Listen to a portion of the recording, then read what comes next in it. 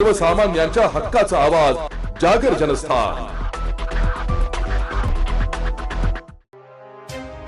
धुळे न्यायालयात राष्ट्रीय लोक अदालत आयोजन जिल्हा मुख्य न्यायाधीश माधुरी आनंद व सचिव संदीप स्वामी यांच्या मार्गदर्शनाखाली करण्यात आलं होतं।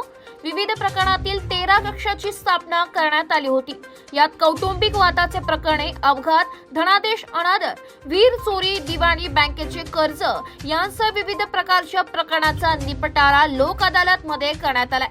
या लोक अदालतच्या माध्यमातून नागरिकांचे प्रश्न मिटून आपापसातील कटुता व वेळ देखील या माध्यमातून वाचतो। त्यामुळे नागरिकांनी जास्तीत जास्त प्रकरणे लोक अदालतच्या माध्यमातून सोडवावे असे आवाहन जिल्हा विधी सेवा प्राधिकरणाचे सचिव संदीप स्वामी यांनी केले। या प्रसंगी जिल्हा वकील संघाचे अध्यक्ष ॲडव्होकेट राहुल वाघ, उपाध्यक्ष ॲडव्होकेट मधुकर भिसे, न्यायाधीश YG Deshmukh, DS Ahire, MS Kulkarni, RS अडकिने, SS Syed, SM Qadri, SR Patil, SM Chaudhari आदी उपस्थित होते। आज दिनांक 10 मे 2025 वर्षातली ही दुसरी राष्ट्रीय लोक अदालत सर्व महाराष्ट्रामध्ये आयोजित करण्यात आलेली आहे। आजच्या राष्ट्रीय लोक अदालतमध्ये विशेषतः मोटार अपघाताची प्रकरणे, कौटुंबिक वादाची प्रकरणे, धनादेश अनादर झालेली 138ची प्रकरणे, वीज चोरीची प्रकरणं आणि तसेच दिवाणी बँकेतले वाद हे असे सर्व वादपूर्व प्रकरणे, पाणीपट्टीची अशा आजच्या लोक अदालतमध्ये ठेवण्यात आलेली आहे। आजच्या लोक अदालतमध्ये एकूण धुळे जिल्ह्यामध्ये 13 कक्ष स्थापन करण्यात आलेले आहेत।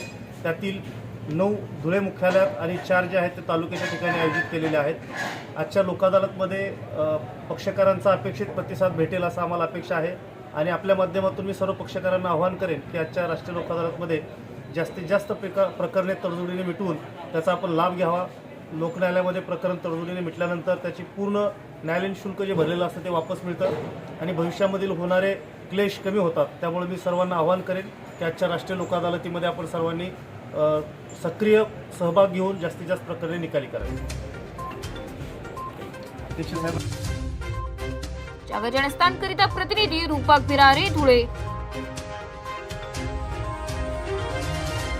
नाशिक महानगरपालिका सार्वजनिक आरोग्य विभागाच्या वतीने जाहीर निवेदन। शहरात वाढत्या तापमानामुळे उष्माघात अर्थात हीट स्ट्रोक होण्याची शक्यता नाकारता येत नाही। अशा वेळी उपचार न केल्यास डिहायड्रेशनमुळे मृत्यू ओढावू शकतो। म्हणूनच वाढत्या तापमानात फार वेळ कष्टाची कामे करणे टाळावे। उष्णता शोषून घेणारे काळ्या किंवा भडक रंगाचे कपडे वापरू नये। पाणी भरपूर प्यावे। बाहेर जाताना गॉगल्स, टोपी, छत्री इत्यादींचा वापर करावा। मळमळ, उलटी, थकवा येणे, ताप येणे अशी उष्माघाताची लक्षणे आढळल्यास त्वरित डॉक्टरांचा सल्ला घ्या। नाशिक महानगरपालिका नाशिकच्या वतीने जनहितार्थ प्रसारित।